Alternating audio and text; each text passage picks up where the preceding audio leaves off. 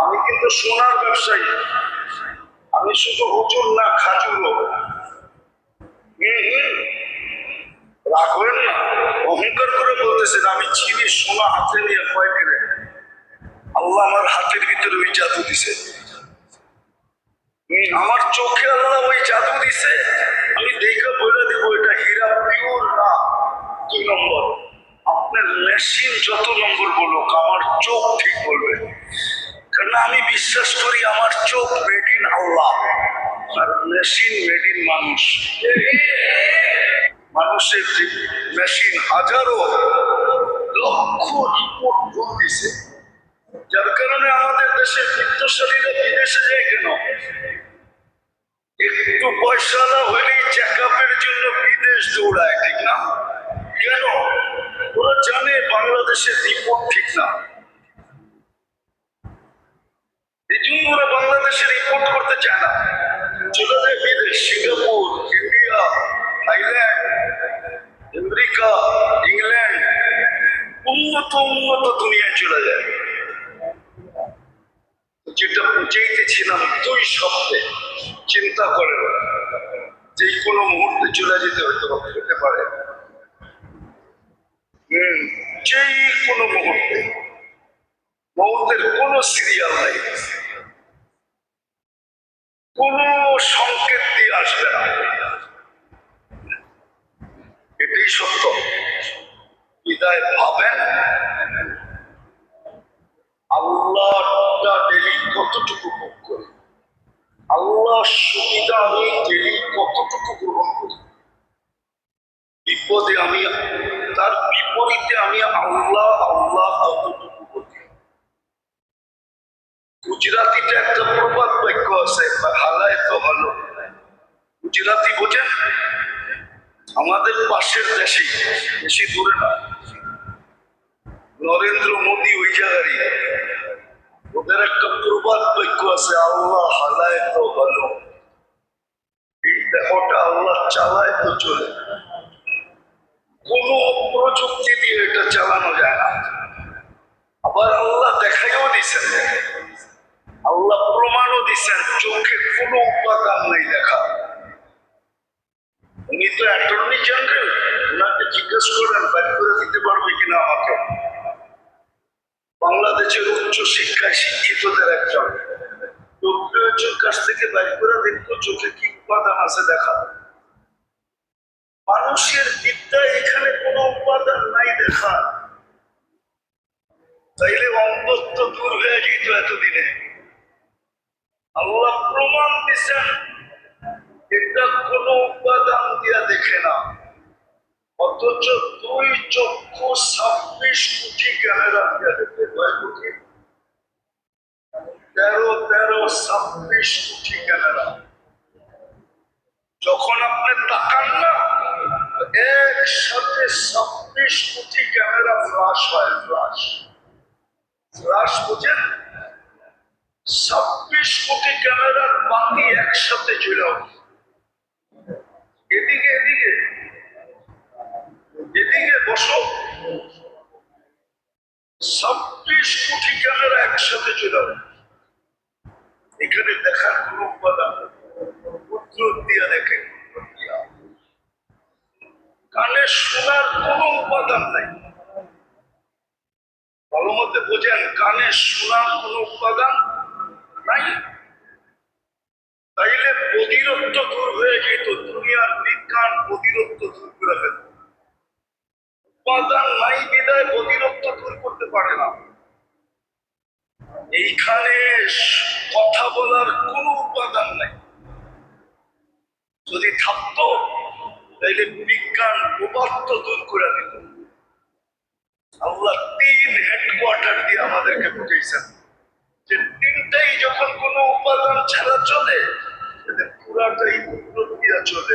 এই গুজরাটিতে বলছিলেন আল্লাহ হালায় তো ভালো, আল্লাহ চালায় জন্য চলে, নাইলে এটা চলতো না। প্রযুক্তি দিয়ে চালাইতে হলে খবর ছিল, বাড়ি আর ঘর, টাকা আর পয়সা, জন্য আমি সংক্ষেপে কথার শেষ জায়গায় চলে আসি। পাবেন আল্লাহর ডাক সারা দিনে আল্লাহর থেকে কতটুকু বেনিফিট নেই, সুযোগ সুবিধা কতটুকু গ্রহণ করি, আল্লাহটা সারা দিনে কতটুকু ভোগ করি। বিপরীতে আমি আল্লাহ কতটুকু জানি না। একটা কথা বুঝবেন কি বুঝবেন না, আল্লাহওয়ালা নাকি কবরস্থানে বসে কাঁদতেছিল। যুবক যে জিজ্ঞাসা করছে, বাবা কবরস্থানে কাঁদিস কেন? তোর কান্না দেখবে কে? তোর প্রয়োজনই বা কবরস্থানে মেটাবে কে? ও ভাবছে আল্লাহওয়ালার কোন প্রয়োজন আছে, এই জন্য কবরস্থানে বসে কাঁদতেছে।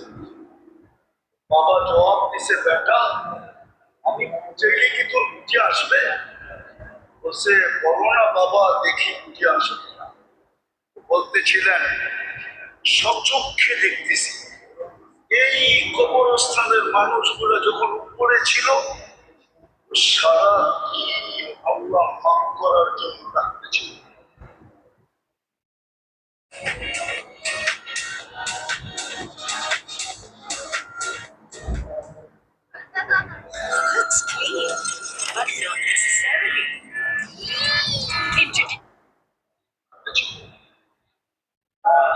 কসম খোদার 24 ঘন্টা আল্লাহ মাফ করার জন্য ডাকে।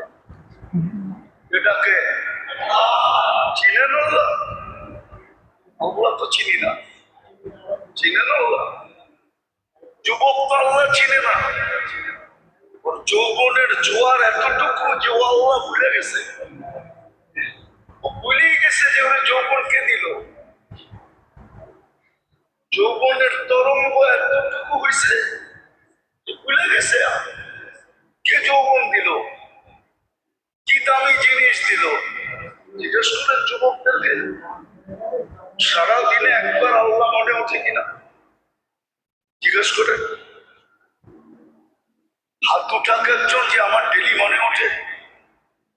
তো যৌবনের তরঙ্গে ভুলে গেছে যে ওরা যৌবনকে দিল, কয়েক টাকা দামের জিনিস দিল। রাগ হয়ে যাবে আমার সমাজ। শিক্ষিত লোকগুলো শিক্ষা পাওয়ার পরে ভুলে গেছে, ধনী লোকগুলো ধন পাওয়ার পরে ভুলে গেছে, শিল্পপতিরও শিল্প পাওয়ার পরে ভুলে গেছে, জায়গা জমিনওয়ালারও জায়গা জমিন পাওয়ার পরে ভুলে গেছে।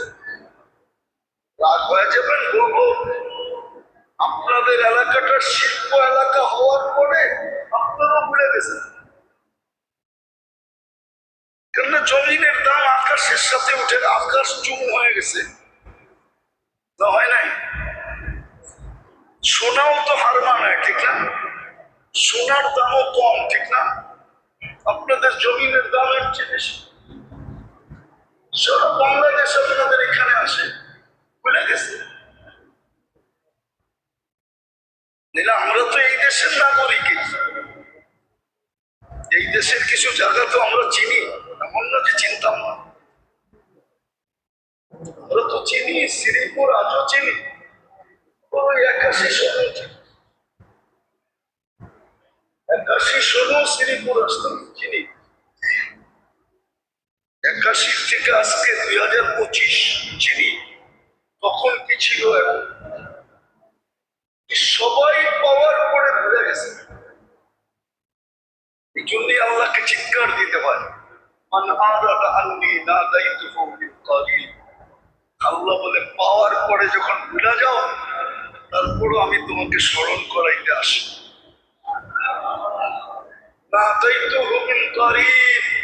তারপরও আমি তোমাকে স্মরণ করাইতে আসি। তাহলে রবি আসার প্রয়োজন ছিল কি?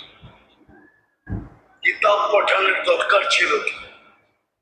আলেম ওলামাদের আপনাদের পিছিয়ে পড়ার দরকারটা ছিল কি? উন্নত দুনিয়া আমাদেরই দরকার ছিল কি আপনাদের পিছিয়ে পড়ার? সবার জীবন যেমনি চলে আমাদের চলতো। সবাই যেইভাবে জীবন কাটায় আমরা ওইভাবে কাটায় নিতাম, সংসার চালায় নিতাম। আপনাদের পিছিয়ে পড়ার দরকার কি? ওপেন দুনিয়া এখন, দুনিয়াতে ওপেন, সারাটা দুনিয়া এখন ওপেন। প্রচন্ড দুনিয়ার কোথাও না কোথাও যে কিছু করে জীবন কাটায় নিত। আপনার পায়ে তেল মালিশ করার দরকারটা কি ছিল? যে আসে তাদের পায়ে তো আমাদের তেল মালিশ করতে হয়। আগে যারা ছিল তাদের পায়ে তেল মালিশ করছি, যারা আসবে তাদের পায়েও আমাদের তেল মালিশ করতে হবে। কি দরকার ছিল? আর করেন না, আমি বুঝানোর জন্য বলতেছি। বিশেষ করে আমার তো দরকার হইতো না, অন্য হুজুরদের দরকার হইলে হইতো, আমার দরকার হইতো না। আলহামদুলিল্লাহ সারা দুনিয়া আমার জন্য ওপেন। আমি অহংকার করে বলতেছিলাম, আমার শুধু এয়ারপোর্টে যে টিকিট নিলেই হয়। অহংকারী আমরা কিন্তু আপনাদের পিছিয়ে পড়তাম। প্রিয় দর্শক, আজ এই পর্যন্ত। যদি ওয়াজটি ভালো লেগে থাকে তাহলে লাইক, কমেন্ট, শেয়ার করবেন এবং আমার চ্যানেলটা সাবস্ক্রাইব করবেন। তাহলে আজ রাখলাম। আসসালামু আলাইকুম রহমতুল্লাহি ওয়া বারাকাতুহু।